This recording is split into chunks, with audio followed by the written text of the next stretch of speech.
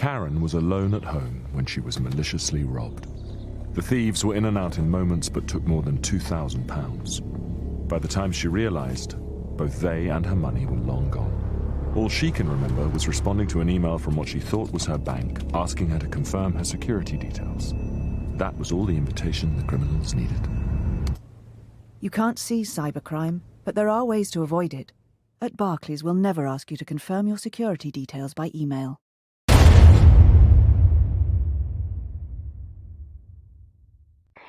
But first, let's start with the topic of Bitcoin. People are obviously desperate and looking for somewhere to put their wealth that they perceive to be completely safe. The short answer to this question is Bitcoin is not that. Bitcoin is this so-called, cyber currency. And it is, it's no solution to anything. And in fact, it seems to me that it's just begging for trouble, and it's you just begging to get your wealth confiscated in a very direct way. First of all, the thing about Bitcoin is that, it's this cyber currency, and the whole thing, I don't think a lot of people understand this. The whole notion of a Bitcoin having any legitimacy is the fact that every transaction that a Bitcoin goes through is permanently recorded. And so whenever you attempt to engage in a transaction with a Bitcoin, its legitimacy has to be validated, and the means of validation is going back and backtracking every single transaction that Bitcoin has been through. I don't think a lot of you guys realize that. Compare this clearly with even a US dollar, a $1 bill, or a $100 bill. And let's just set aside for a moment the obvious issues that we all have with the currency of the United States, the illegitimacy of the government, the massive debt bubble. Let's just compartmentalize all that for a second, and let's just look at the thing itself, a $100 bill. I can go out on the street, stand in front of a perfect stranger, transact business. He looks at the $100 bill, and he has some sort of assurance that it is a $100 bill. The same thing to a similar extent with gold or silver. A person can look at a gold coin or a silver coin, the fact that it's minted, and that it has this specific patterns struck into it. That's the point of minting and putting images and so forth on coins, is so that you can look at it and validate what it is. The only way you do that with a Bitcoin is to go back and digitally track that Bitcoin all the way back to its origin. So I think you all can immediately see the massive security concern that you would have with this. Next, we can talk about the fact, and this is obvious as well, this is all contingent upon having a functioning internet. You have to have a functioning internet. The person you want to transact with has to have access to a functioning internet. What happens if there's an EMP? What happens if there's an electromagnetic pulse event, and all of this internet goes away, even temporarily? Well, congratulations, all your wealth is now completely gone, and there's nothing you can do. You can't run out in the street and after this EMP attack and procure anything for yourself: food, water, fuel, anything.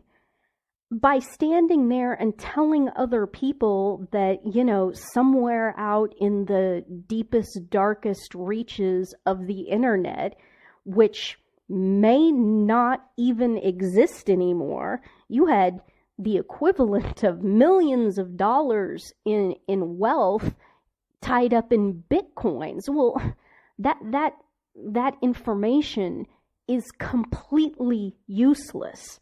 Okay, so having something contingent upon something as intricate as a functioning internet, and something that's frankly as vulnerable as a functioning internet, not a good idea. Back to the notion of the rule of law and this business of doing transactions with bitcoins. At the end of the day, this is still contingent upon a firm and functioning rule of law. And the reason that is because Bitcoin transactions have to be validated by a third party. If you're trying to do a Bitcoin transaction with an individual vendor, neither of you have the, excuse me, I'm still a little bit sick, still a little coffee, I apologize. Neither one of you individually has the ability to do this backtracking of the chain of custody of this Bitcoin. So this has to be farmed out to a third party.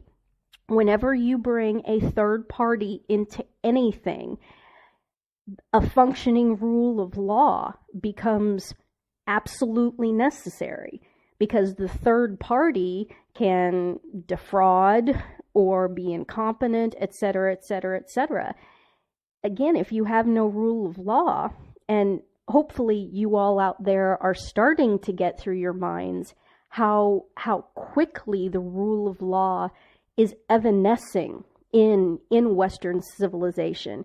I really don't think that you want to hang your hat on anything that is contingent upon you having legal redress to, let's face it, a government. Who else are you going to have legal redress to? Are you going to engage in vigilantism if your Bitcoin third-party verification entity doesn't live up to his responsibilities and his duties in facilitating your transaction? Really? You have to get through your minds the notion that there will come a time when there's no one you can turn to, and there will be no means for you to redress crimes that occur against you. This is already starting to happen, obviously, and in my sphere of experience directly, obviously the MF Global theft was huge in that. A man steals $1.6 billion, and the people, the victims of the crime, have zero means of redress and no rule of law to which they may appeal, because it's all a function now of tyrannical oligarchy. I hate to keep beating that drum, and I know I sound like a broken record constantly talking about MF Global, but it was such a watershed event in Western civilization, such an underappreciated destruction of centuries and millennia of the establishment of the rule of law, just within a matter of 24 hours, destroyed. And people still cannot comprehend in Western civilization how it could possibly be that there could be a civilization or a culture wherein there is no rule of law. The example I use is the Jews in the Warsaw Ghetto. Why didn't they, when the Nazis were rounding them up and summarily executing them and stealing all of their property, why didn't they just appeal to the rule of law? Because there was no rule of law to which they could appeal. They had zero means of redress. You can wave all the papers in front of the Gestapo that you want to, and you can rant and rave until the bullet actually enters your skull about how all of this is wrong, you cannot do this, this is illegal. You have to understand when these systems break down, there's nothing you can do, which is why I made the quote a couple of years ago that unless you can stand in front of something with your assault rifle and physically defend it, you probably, in this sort of a collapsing civilization, don't actually have ownership of it. This is something that a lot of the metals people are having, excuse me, a very difficult time comprehending. People, year and a half, 2 years ago, would email me all the time asking, should I be buying stocks in gold and silver mining corporations? Well, that's perfectly safe, right? Or the other one was, well, I have quite a bit of my wealth allocated into precious metals, and it's all in a storage facility. And I have this piece of paper that's essentially a warehouse receipt that says I own X ounces of gold and Y ounces of silver. So yeah, I actually own this. Or I'm allocated into one of the instruments, one of the exchange traded instruments that claims to be 100% backed with physicals sitting in a vault somewhere. And I just marvel at this. What are you going to do? What are you going to do when the system implodes? First of all, is the stuff even there at all? And what we have learned over the past several years with regards to COMEX and so forth is that no, the commodity isn't actually there. They don't have even remotely close to what they say they have or should have in vaults backing these futures markets. That's all a scam. It's not even there. They're issuing vault certificates with serial numbers to multiple people, obviously. I mean, that's how it works. You own this bar, serial number 1, 2, 3, 4, 5, 6. Well, guess what? There's probably 10 or 15 other guys who have a piece of paper, a warehouse receipt saying that they also own bar number 1, 2, 3, 4, 5, 6. And you have no way of auditing this, verifying any of this, none whatsoever. Again, no functioning rule of law for all intents and purposes, no means of redress because we're dealing with an oligarchy, a tyrannical oligarchy. So the whole notion of transactions having to be validated by a third party brings all of these rule of law considerations into play. And not only do you have a government that really isn't interested anymore in the rule of law, but it's actively hostile towards this paradigm. You have to have the state on board with a currency, with a virtual currency such as this, in order to facilitate this appeal to the rule of law and redress. Since Bitcoins are not self-validating, meaning, like I was saying with, dollar bills or metal coins or whatever, the entire structure becomes highly dependent upon some sort of rule of law, which then respects and backs the currency, provides some sort of structure for redress, and is not actively manipulating or destroying it. And the Bitcoin people have already been through a massive manipulation where, it lost some enormous percentage of its value almost overnight. We've also seen and continue to see massive manipulation in the metals markets as well. That was really the first clue that everything in the futures markets and so forth was going downhill quickly, was the massive manipulation that you could see routinely and that we continue to see in the metals markets. Are the metals undervalued right now? Oh, heck yes, absolutely. Of course they are.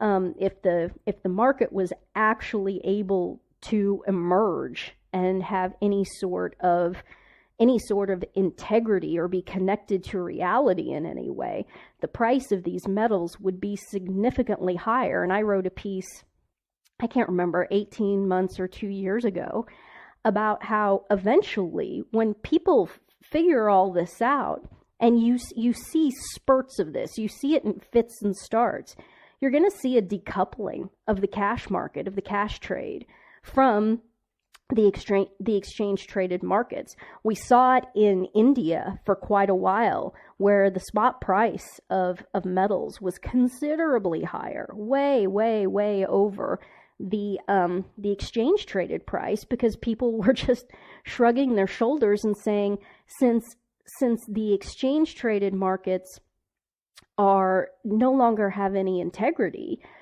I can't even go in and arbitrage or try to capitalize on the difference between the cash market, the physical in your hand market, and the paper market, because I'm afraid that if I try to go into the paper market, they're just going to steal all my money, like with MF Global and so forth.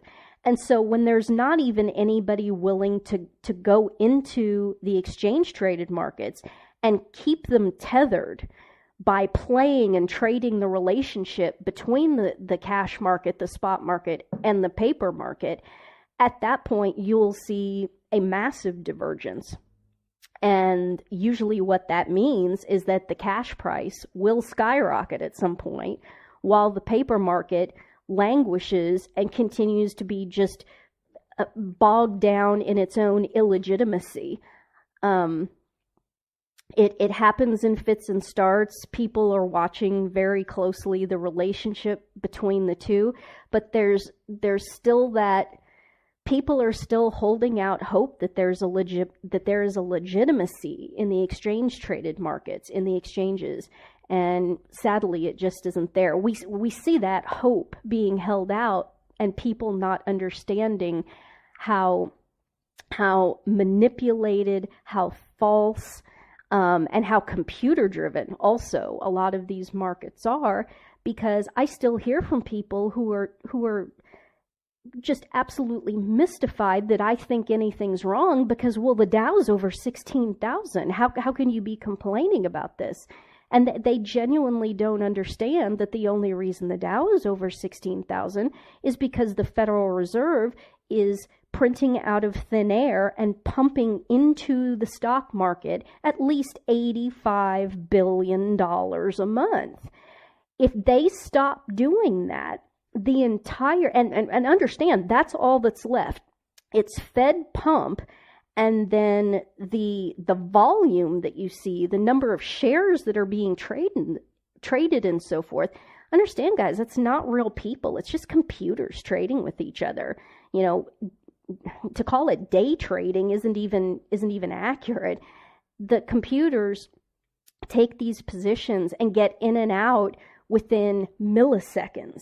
That's all that's left. The amount of actual people in there trading in any of these stocks, or even futures. You know, you look at the floors of the exchanges, and even before I quit 2 years ago, I'd call down and I'd talk to the guys on the floor, and they just say, "Ann, it's dying. There's nobody here. We're all just standing around staring at each other. There's no people left. It's just all these computers." And that's all of it. That's the futures market. It's especially the stock market. That's just a disaster. And that's the whole quantitative easing and the Fed pumping. And they've made it clear that the Federal Reserve has made it clear that they are just going to keep pumping and pumping and pumping, because it's the only thing that's keeping the Dow at the level that it is and continuing to inflate falsely, and it's keeping all of you calm. You all don't understand what's going on. You don't understand that this is all just a massive bubble that's being blown. The Fed so-called printing this money, which is really just making an entry into their computer balance sheet.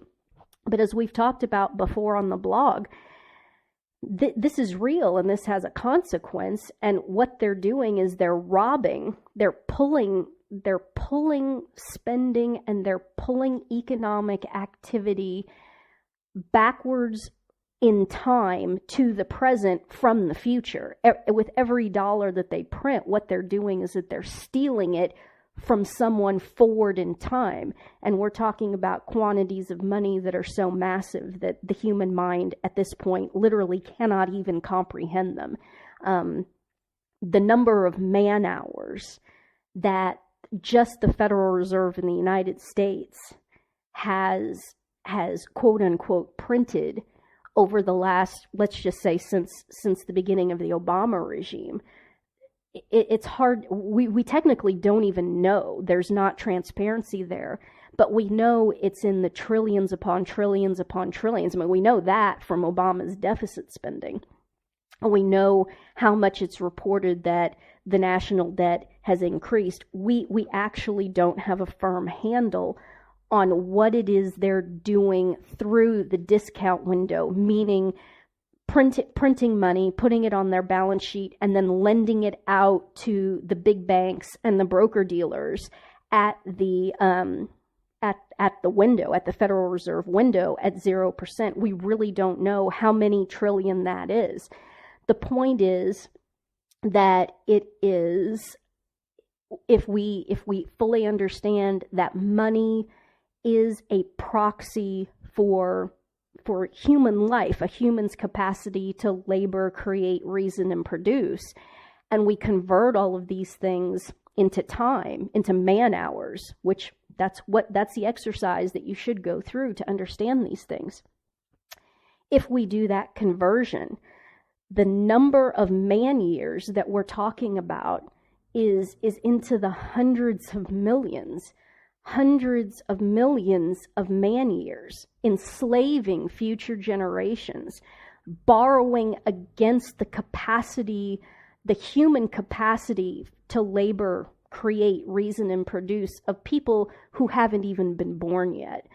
So this is just a Machiavellian theft scheme, except now, for the first time in human history, extended forward into the fourth dimension, into time, because they've figured out that the easiest person to steal from is the person who doesn't even exist yet and therefore cannot put up any sort of defense whatsoever.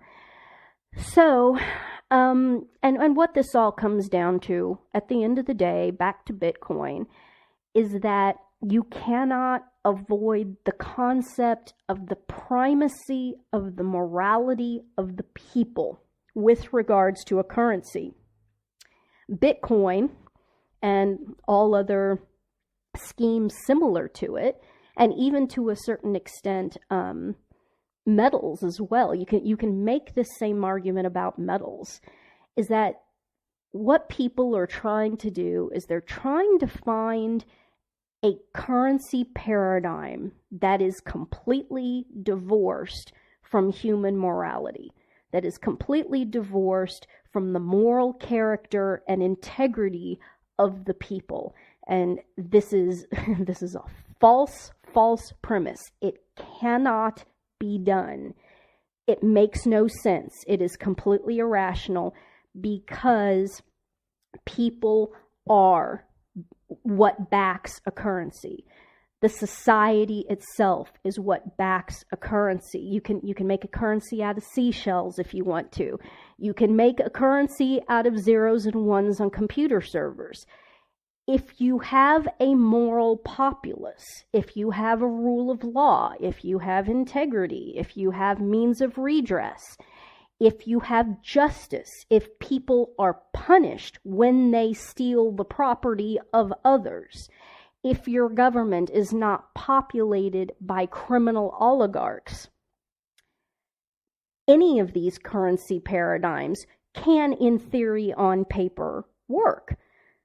Because, again, what it's coming back down to is the people. There is nothing you can do to get away from the people, because money is itself human life. It is a proxy for a human's ability to labor and produce, and at the end of the day, for a man's existence itself.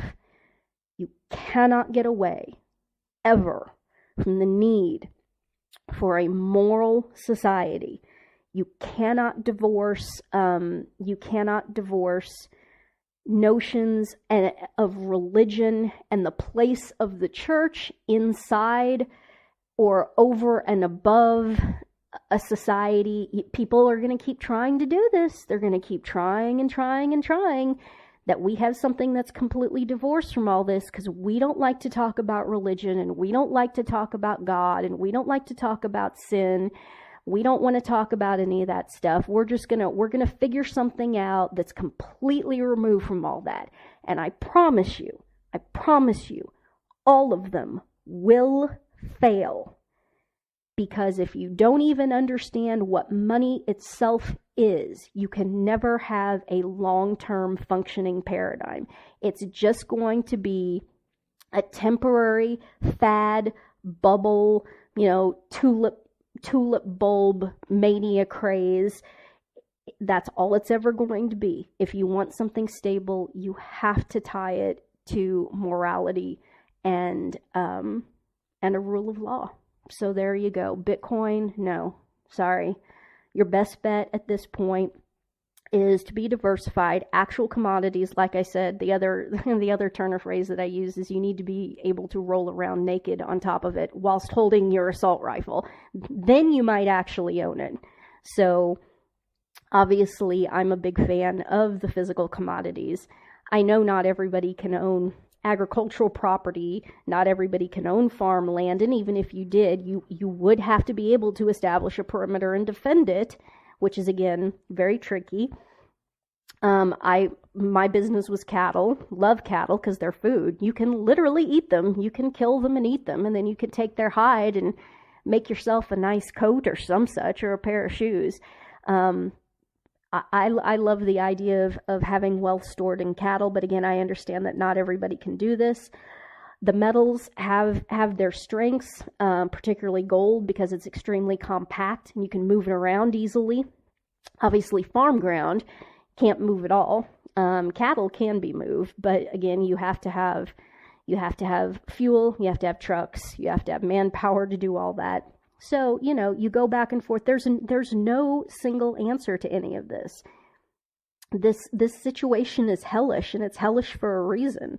There's no good answer. There's no good solution that is going to completely isolate and insulate you from what is coming, for some people, for what is already here, and then what is also coming down the pike. It's going to get worse. So being diversified, some metals, some Federal Reserve notes, early on they will retain some level of value. So you will want to keep some of that around. But Bitcoin, being exposed to the internet, being exposed to government manipulation or shutting it down entirely, and having this enormous data chain whereby, by definition, if you try to exchange one of these things, it's permanently recorded forever and ever and ever, which again, nefarious entities could use to track you, come after you, etc., etc. You don't have that problem when you're dealing with Federal Reserve notes or even gold coins. I mean, once the transaction is done, it's done, and there doesn't need to be any sort of paper trail of any kind. So again, I think the Bitcoin thing is just a fad, and I think it's a deeply, deeply flawed premise. I wouldn't put anything into it at all.